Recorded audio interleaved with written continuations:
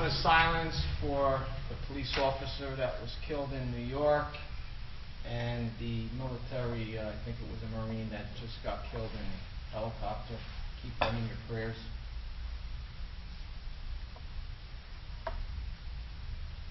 Thank you.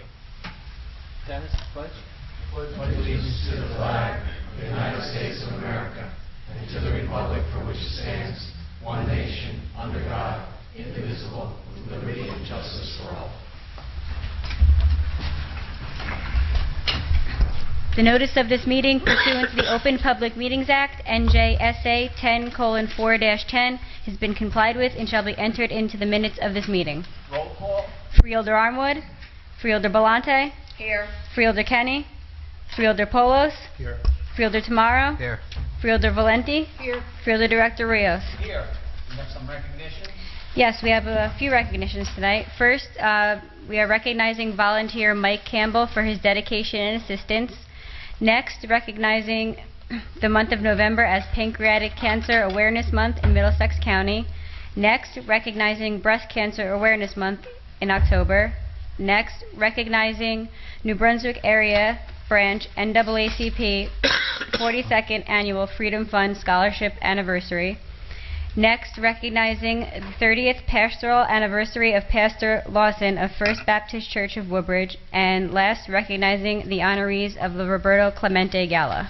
Is there a motion to adopt? Motion. Second. Motion to adopt by Freeholder Valente, second by Freeholder Tamaro. Roll call. Freeholder Belante. Yes. Freeholder Polos. Yes. Freeholder Tamaro. Yes. Freeholder Valenti. Yes. Freeholder Director Rios. Yes. Freeholder Polos. Thank you. Mike, why don't you come on up?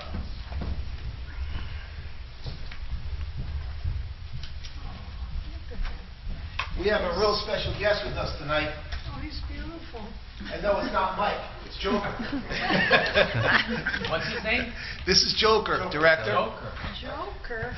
Big blood out. And he is a beautiful, beautiful, beautiful animal. We're really pleased to have Mike here tonight. Ladies and gentlemen, you know that in public safety we have many different aspects that we provide service in: fire, rescue, sheriff's department, prosecutor's office, our fire marshal's office, emergency management. The list is endless. There is one team, if you will, that you may not be that familiar with. It's our USAR team. It's our Urban Search and Rescue team. These are volunteers who have special training in all types of urban search and rescue, confined rescue missions and so forth, collapsed buildings, you name it, they get involved. They are highly technically trained to do that type of work.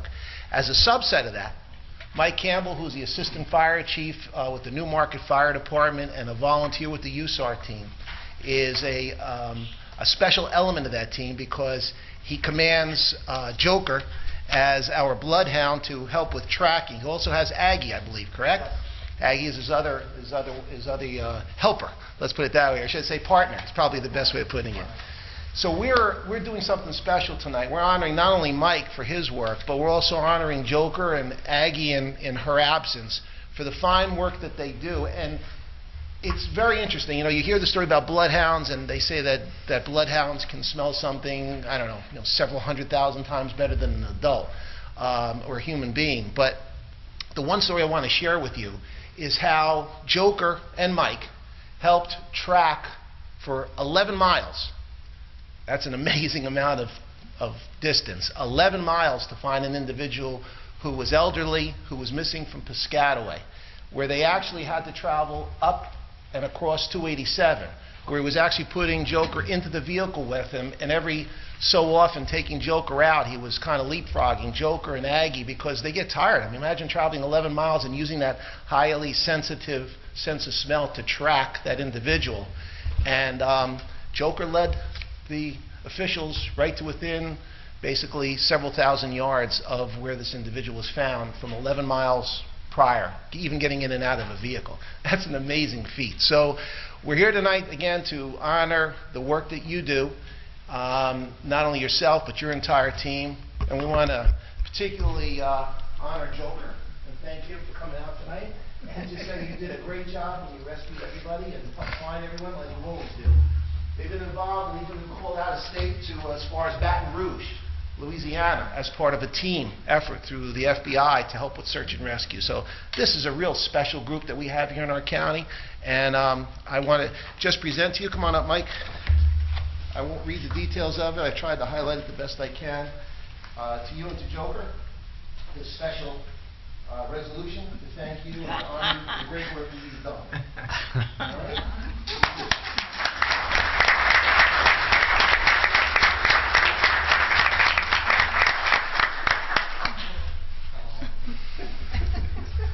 I'd just like to say thank you to everyone for coming out.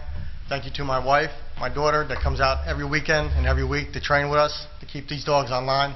Fire Commissioner Lombardi, Artie Hayducker, Fire Commissioner, and everyone else here. Thank you very much. And Mike Gallagher and also the prosecutor's office as well that stand behind us and support us in everything we do.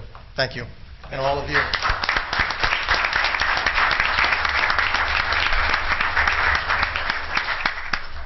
I would also like to comment. I think the work that you do with Joker is tremendous, and you just can't duplicate that, and the passion that you have. It's a real dedication, and Freeholder Polos was very involved in creating a volunteerism awareness this year, and it's because of people like you that give back and work so hard. 'Cause that takes a lot of work, and we're thankful that we have you here in Middlesex County, you and Jokers. But thank you, thank you, thank you. Thank you.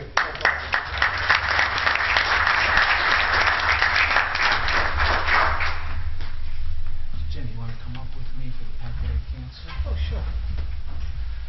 We have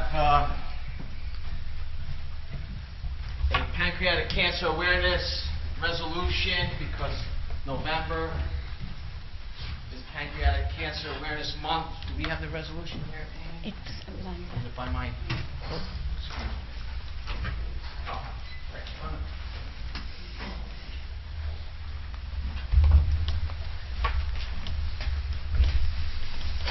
And the young lady, what's her name?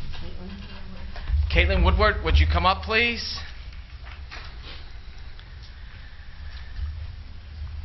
I just want to, I'm not going to read all the therefores and whereas, but November is Pancreatic Cancer Awareness Month, and pancreatic cancer is the fourth leading cause of cancer deaths in the United States, and it's projected to become the second by the year 2020.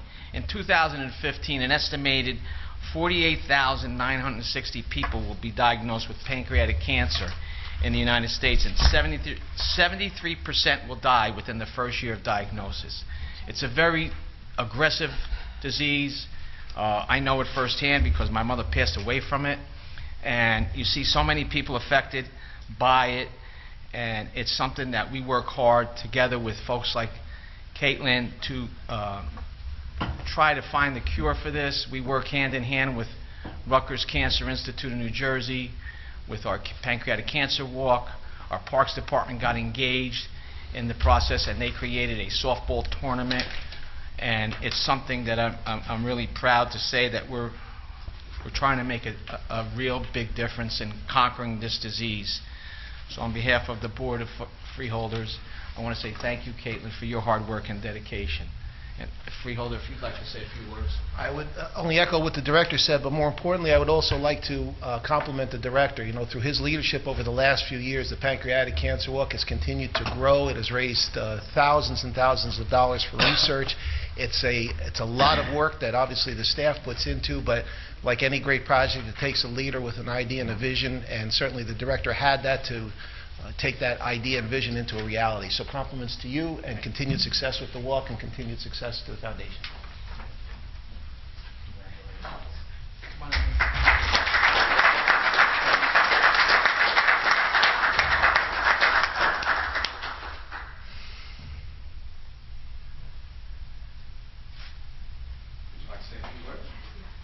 I just wanted to say thank you so much on behalf of everyone at the Rutgers Cancer Institute for all that you do to raise funds and awareness for this terrible disease. I know I have pancreatic cancer in my family, so I can speak truly from the heart that this really does make a difference to patients and their families that they see this. So thank you so much.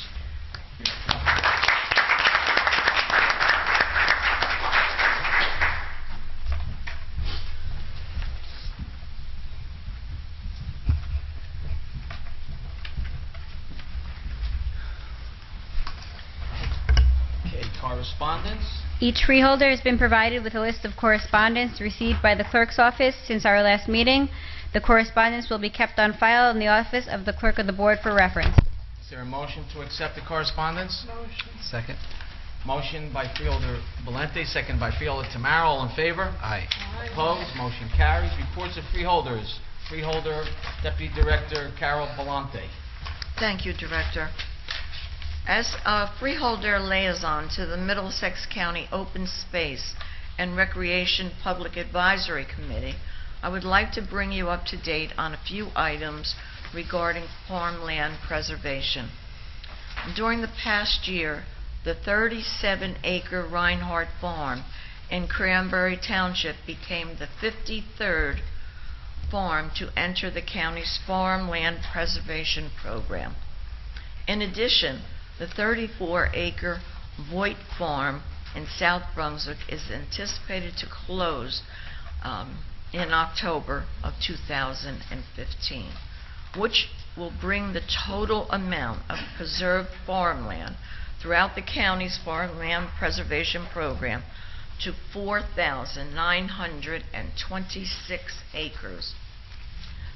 The Middlesex County Agricultural Development Board is also processing an open, active farmland preservation application for the 22-acre Beck Farm, otherwise known as J.B. Heatherwood Farms, located in Monroe Township. To date, Middlesex County has succeeded in preserving 53 farms, totaling over 4,892 through the Middlesex County Farmland Preservation Program. Overall, the county has preserved over 5,437 acres of farmland throughout Middlesex County.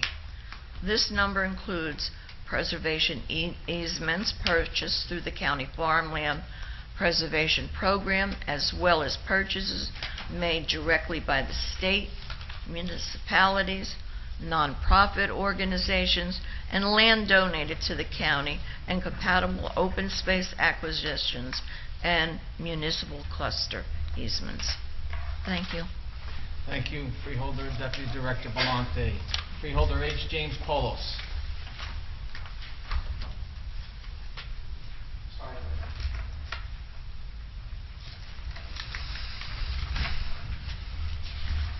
Thank you, Director. The major part of our report tonight is really talking about Fire Prevention Month, and unfortunately our fire official, Mike Gallagher, could not be with us tonight due to a family emergency that took place. But I believe that we are going to be displaying a fire safety video that was created in-house in our county. And I'd like to introduce Joe Kriza, our Director of Public Safety, for purposes of introduction, tell you a little bit about some of the folks that were involved with the creation of this and some of the other elements of what's going on during Fire Prevention Month. Joe? Good evening, everyone. What the Freeholder Polis Chair of Public Safety and Health thought that would be a good instrument in educating the public on fire prevention, fire safety, and different elements to try to avoid fires that can be preventable. And so what we did was, collectively together, we all put our heads together and we came up with some ideas. And to the credit of the Freeholder, he actually, Freeholder Polis, he actually wrote most of the script. He told me I couldn't say anything on the video, so that was where we had to leave it. But what we tried to focus on was prevention and how we can eliminate needless fires. Because every year in Middlesex County, just like throughout the country, there are millions and millions and millions of dollars due to devastation because of fires that can be prevented. Whether it be smoke detectors, whether it be creating an exit plan, whether it be any one of a number of things that we tried to focus in on this video. And I applaud the Freeholders collectively giving us the resources to do this video, and I want to applaud our Freeholder Chair as well for being the chairperson and really the focus person to create what I think is a very exceptional video. So I guess without further ado, we'll show the video.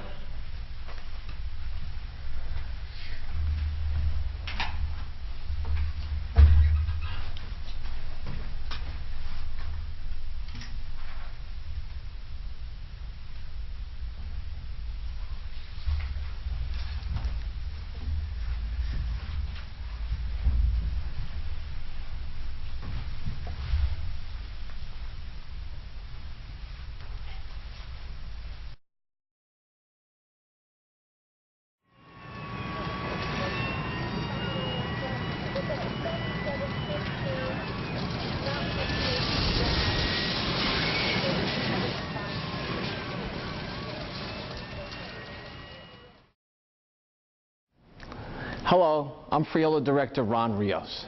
The following fire safety video was produced by our Department of Public Safety and Health in cooperation with your local fire department and the Middlesex County Fire Marshal's Office. Education is a key component in our efforts to reduce the loss of life and damage to property caused by fires in our county each year. The most effective way to reduce the risk of injury or death from a fire is for your family to plan properly, exercise your plan, and review the fire safety tips in this video and implement the necessary safety changes in your home or business. On behalf of the entire Board of Chosen Freeholders, all of whom stand with me on this important issue, I want to thank you for taking the time to make your home a safer place by implementing good fire prevention and emergency planning techniques.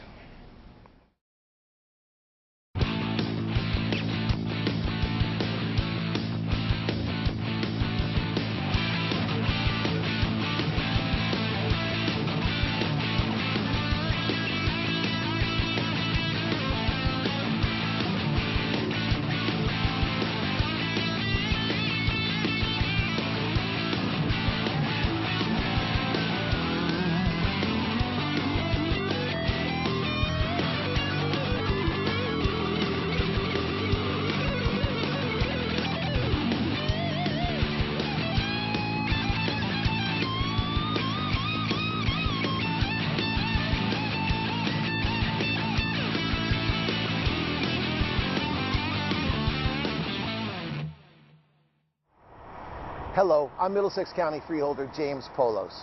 I'm the chairman of the Committee of Public Safety and Health for Middlesex County. Each year, nearly a dozen of our residents die as a result of fire. Many more are injured. The sad truth is those deaths and injuries could have been avoided with proper family planning and good fire prevention safety. The loss of life in our county can be felt from the northernmost parts of Carteret to the southern tip of Plainsboro. It can affect people who live in apartments, condominiums, commercial office buildings, hotels. The message of this fire safety video is one the entire family needs to understand. If you have children, we suggest to you that you meet with them, watch the video, practice what is taught. Proper planning and good practice is the step towards safety. In each instance, it's important that the family work together to develop a plan and then practice that plan. You know, we all learned at a very young age that practice makes perfect. There is nothing more important when it comes to fire safety than to practice.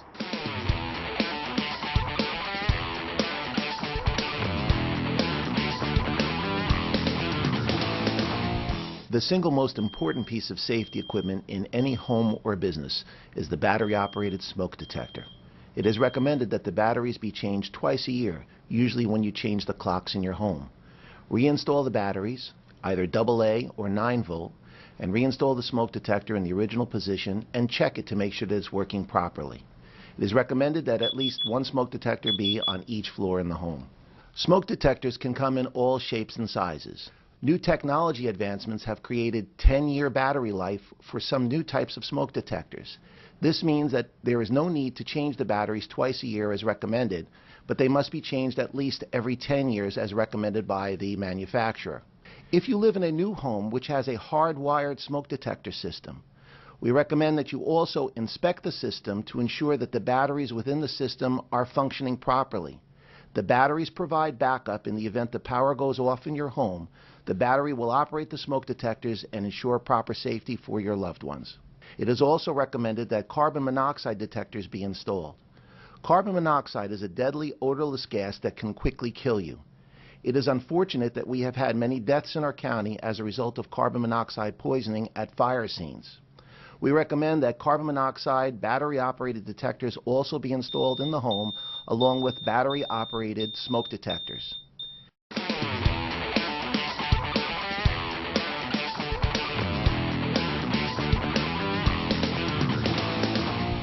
The proper use of extension cords in your home or business is a very important issue. In just the past 12 months, we have had 2 deaths in Middlesex County as a result of the improper use of electrical extension cords. When plugging items into the wall, ensure that you are doing it properly.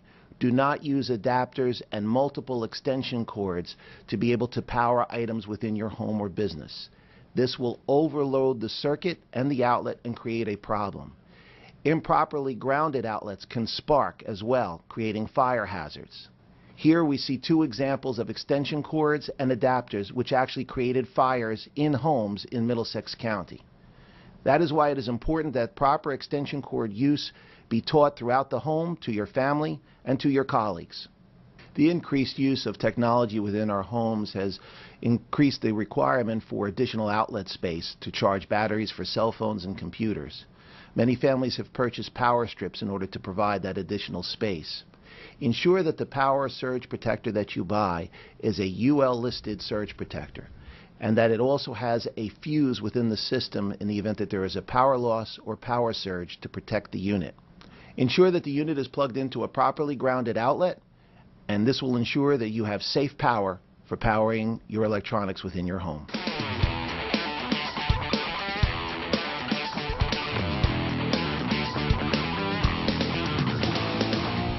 One of the most critical elements of personal safety in your home or business is to have and practice an evacuation plan in the event fire does occur. You and your family or coworkers need to develop the evacuation plan with primary and secondary exits in the event the primary exits are compromised or unsafe. If you need to evacuate from a second floor, such as a bedroom or office, then you may want to consider having a rescue ladder located near the window. Keep your bedroom doors closed at night, as the door is intended to create a fire stop.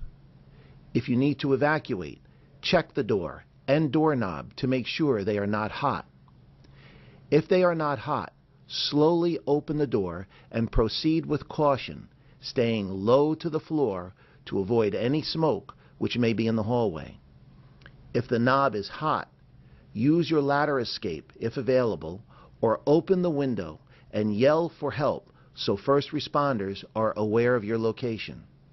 Don't forget that practice makes perfect, and remember these little pointers to make your escape easier.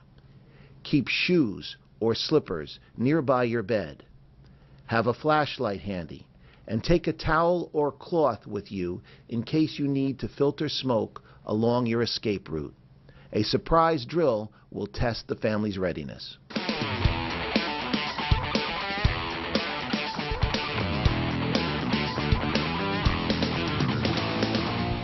Kitchen fires can easily turn deadly. Make sure that anyone who uses the kitchen is familiar with basic safety tips. First and foremost, when putting a pot onto the stove, never leave the pot unattended. Unattended pots can easily erupt into fire. If such a fire occurs, there are only two methods for putting it out. One is a chemical-based fire extinguisher, and the other, most commonly used, is to snuff the fire out using the pot lid. When using the stovetop, ensure that all loose clothing and sleeves are away from active flames.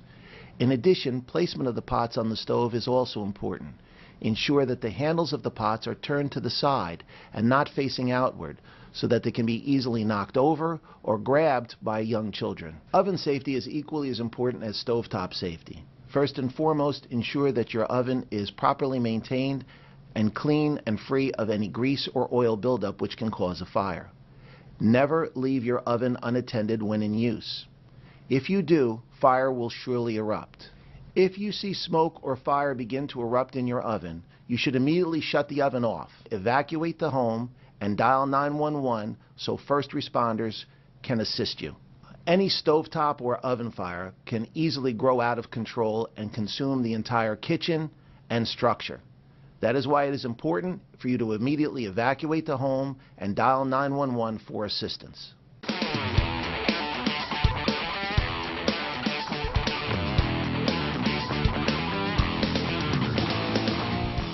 Power outages in our communities have unfortunately become a more regular occurrence.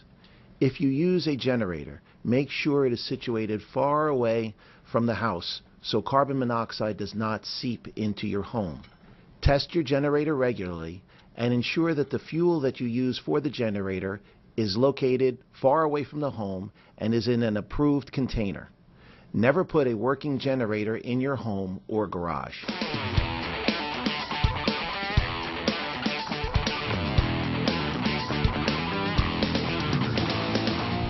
As you can see, you can make your home and business a safer place to be by simply taking the time to properly plan. Include your family and colleagues in the planning process, and drill your plan to make sure that everyone is familiar with it. Install proper battery-operated smoke detectors. Also install battery-operated carbon monoxide detectors.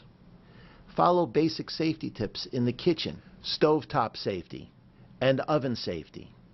Ensure that you are familiar with proper generator use, and ensure that the electrical cords and systems that you use within your home or business are UL listed and properly used.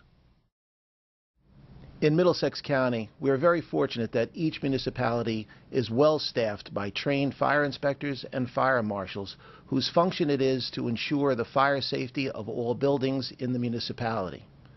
These inspectors and fire marshals regularly inspect all commercial and residential buildings to ensure that they comply with all state fire code regulations. They inspect all mechanical systems, all electrical systems, stairways, smoke detectors, and ensure all fire extinguishers are up to date. We want to thank all the fire inspectors and fire marshals of Middlesex County and of all of our municipalities for the fine work that they do to ensure fire safety within our communities. We are very fortunate in Middlesex County to have well-trained and dedicated firefighters like the ones who are with me here today in this video, out there each and every day protecting our homes, our businesses, and our lives.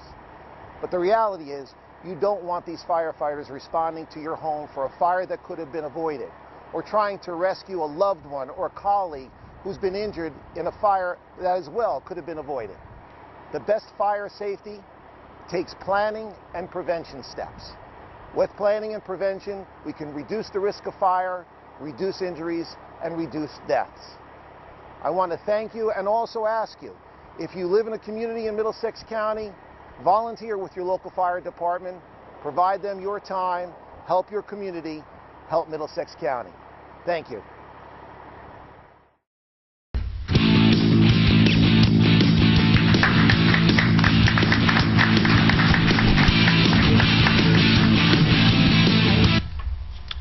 Well, thank you, Joe, for the introduction of everything, and I just would like to, on behalf of, I know the whole board director, thank all of the folks who really made this video possible. Mike Gallagher, his whole team. That kitchen that you saw go up in flames was actually built by staff down at the Fire Academy. That was a real fire that was created.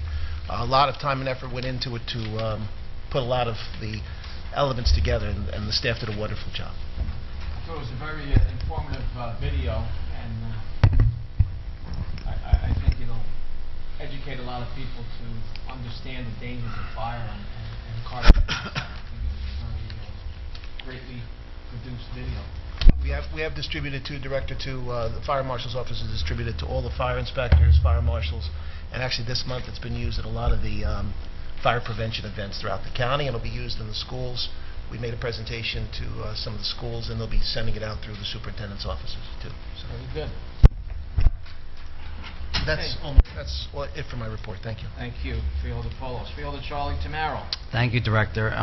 Great job to the Public Safety Department and you, Freeholder Polos, for that great video. Did you send it to the local cable channels, like all the local TVs? I know Edison has one. I'm sure Woodbridge has one. I think that'd be a great idea. I'll suggest that to Stacy Persani. Yeah, to send them out so they can show it on their local stations. Thank you. Because sure most of them have it, so it would be great for them. Fall time is my favorite time of the year, of course. With football season in full swing, but we won't talk about the Giants as of yet. But good luck to the Mets, even though I'm not a Met fan, but I have two brothers that are, and they're long-suffering fans, so hopefully they come home with a World Series. It's also a great time to visit our county park system, especially Roosevelt Park, where we just renovated our tennis courts and our basketball courts, and they're ready to be used. And they came out, they're really awesome. They're marvelous too. So if you get an opportunity and visit Roosevelt Park, check out the tennis courts and the basketball courts, especially the one basketball court across from the Veterans Memorial. That court gets used the most, out of probably all the courts in the county. And thank you for our Parks and Recreation for renovating them because they sorely need it. Also at Roosevelt Park this year, we started renovations on our playground equipment right by the skating rink. So excuse our appearance, but while under construction, we hopefully will be done with it soon, so you can get out there and enjoy that too. And don't forget to visit our Middlesex County Greenway. It's a great way to enjoy the fall and get some exercise. You can also visit the farmers markets both in Metuchen on Pearl Street and the one in Edison on Amboy Avenue.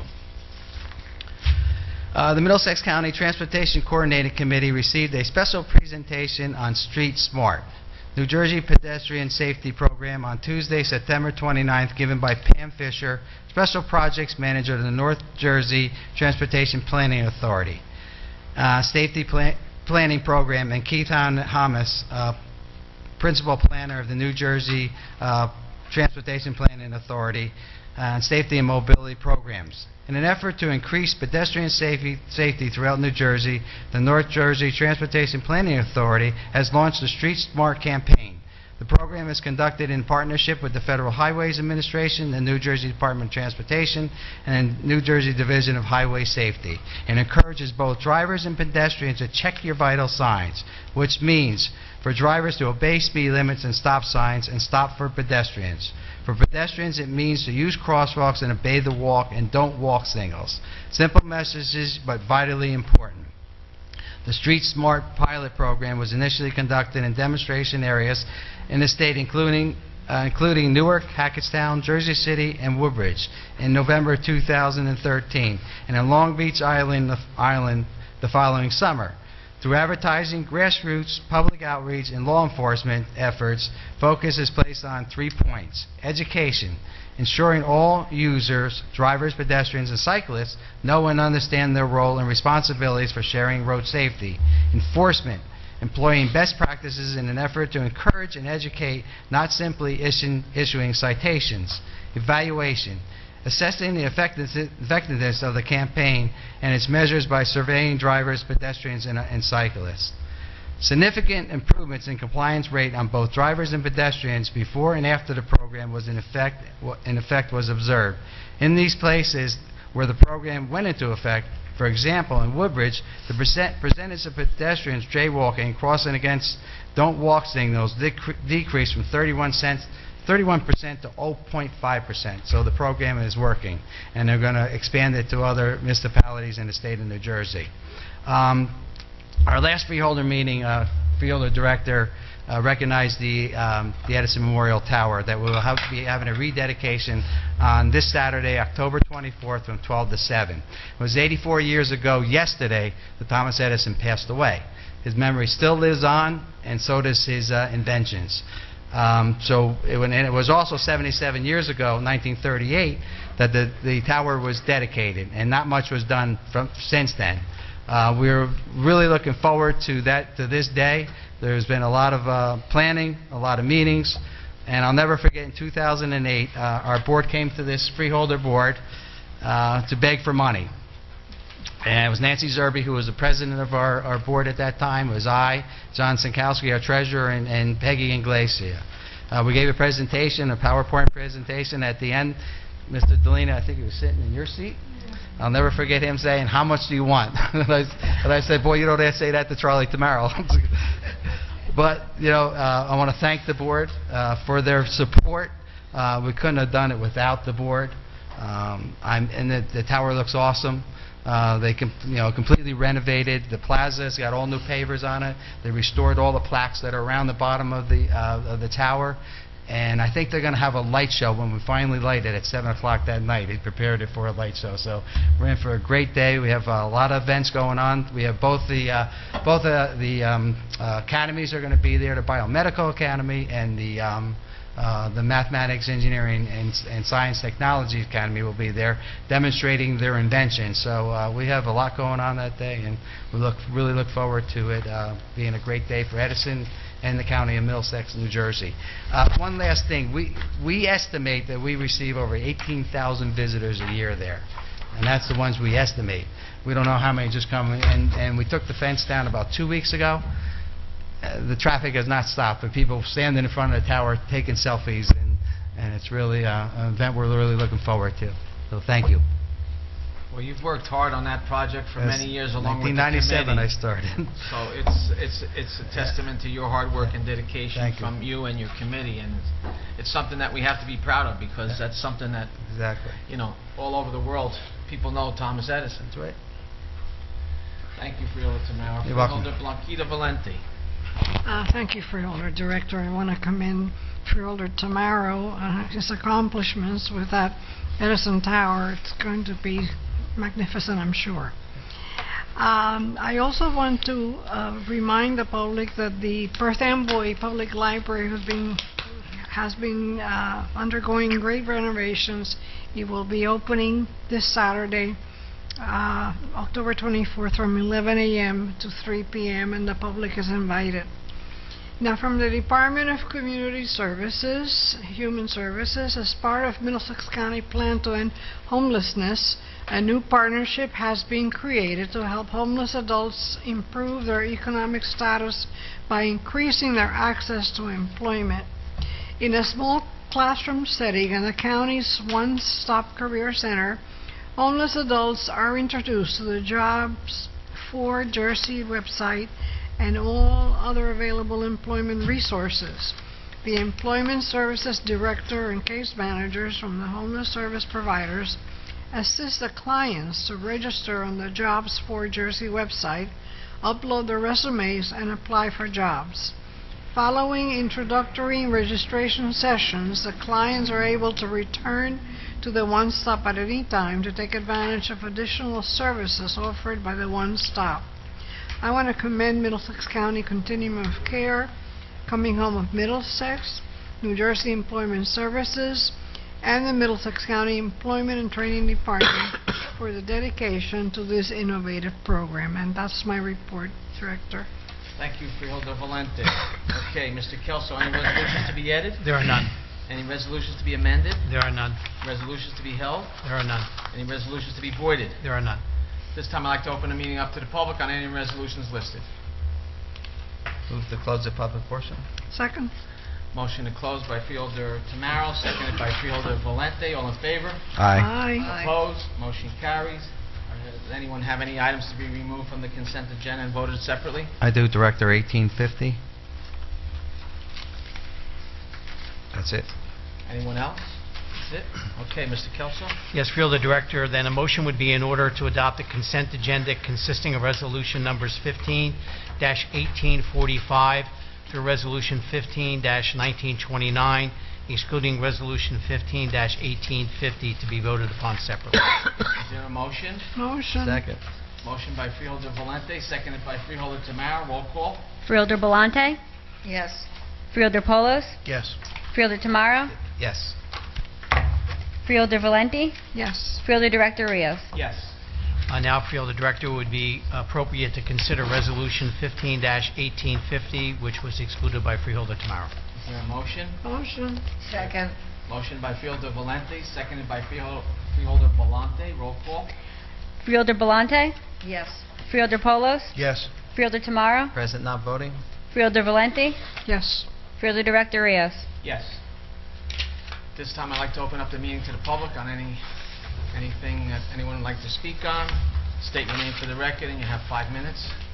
Thank you. Charles Cradaville. I'm from New Brunswick. I respect the 5-minute limit. I'm going to just say all my stuff up front, and I hope that if I go a little bit over, you'll show some discretion. I'm going to talk about something very personal to me today. So yeah, I'm Charles Cradaville. I'm the editor of NewBrunswickToday.com. And on July 8th, 2014, I was arrested and incarcerated at the hands of corrupt New Brunswick police officers. I spent 2 nights in the Middlesex County Adult Correctional Center. During that time, I was never given the ability to speak to my attorney, either by the New Brunswick police or the staff at the workhouse. I was never told how much my bail was, and I was repeatedly given false information by supervisors and staff at the jail, as well as a representative from the court system who visited me. That representative told me there was 1 charge against me. In reality, there were 2 false charges against me. I'm pleased to report that after 15 months of persecution at the hands of the criminal justice system, both of the criminal charges against me have been dismissed by judges. The outrageous $25,000 bail was returned to my family last November. While I was imprisoned at the Middlesex County government stole $100 cash from me. It wasn't an irregularity. It was a matter of policy, a policy that this board implemented. I entered the facility with $114 cash. I left with 14. I paid special attention to the words during the Pledge of Allegiance today, and it ends with liberty and justice for all. And so my first question to the board tonight is, can you please explain how, if there's liberty and justice for all in Middlesex County, can you explain why this board of chosen freeholders believe it's acceptable to steal $100 cash from innocent people who are already being incarcerated against their will? Are there any other counties that steal cash from inmates against their will? Wouldn't it make more sense for the police departments that are dropping people off there to pay this fee if such a fee is really necessary?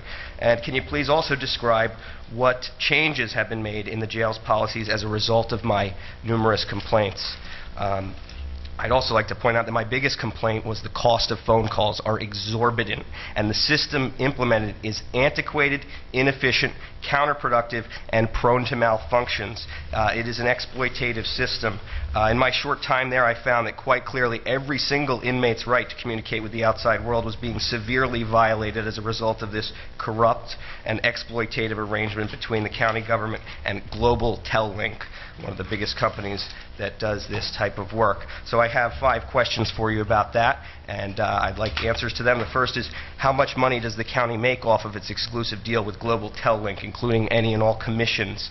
Also, what is the current rate that inmates' families have to pay to speak to their loved ones in the Middlesex County Workhouse? And why on earth can't inmates use their own money to make outgoing calls? How does the county plan to comply with the historic decision made today by the Federal Communication Commission regarding the rates that local jails can charge? Where are we at now, and what do we have to do to comply with that order when it takes effect? And lastly, do you agree with me that this is messed up? Are you done with all your questions? That's now? all I have.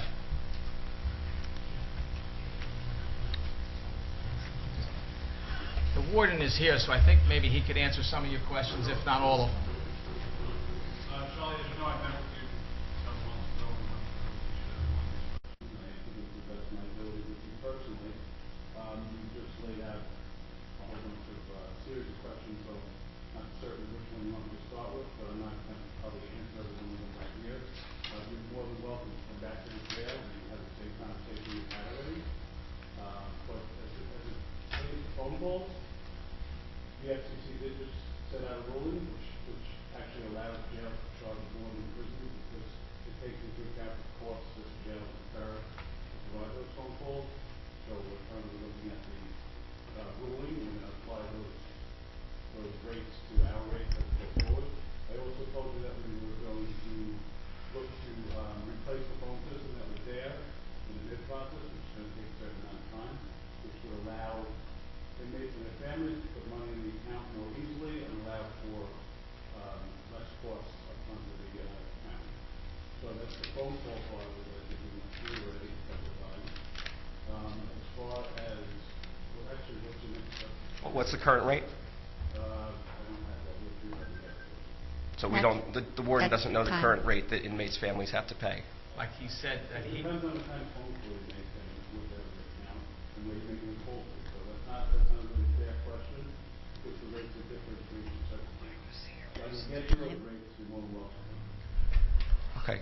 Can the freeholders please address these serious concerns about policy where you steal from inmates, $100 cash? All I'm going to say to you is this. First of all, your 5 minutes are up. The warden just said to you that if you have any further questions, he'd be more than happy to go over them with you, whether you want to call him on the phone or you want to go there. Did you pass the policy to steal $100? Is there any other county where innocent people are robbed of their money in the county jails? Your time is up. Do you support the policy? Did you pass it? Are you aware that's the policy? Your time is up. Anyone else in the public? These that would questions like to deserve speak? answers, sir. They deserve answers, and this is disgraceful. Move to close the public portion. Second. Motion to close by Fielder Tamaro, seconded by Freeholder Valente. All in favor? Aye. Aye. Opposed? Motion carries. Is there a motion to adjourn? So moved. Second. Motion by Freeholder Tamaro, seconded by Freeholder Valente. All in favor? Aye. Opposed? Motion carries. Meeting adjourned.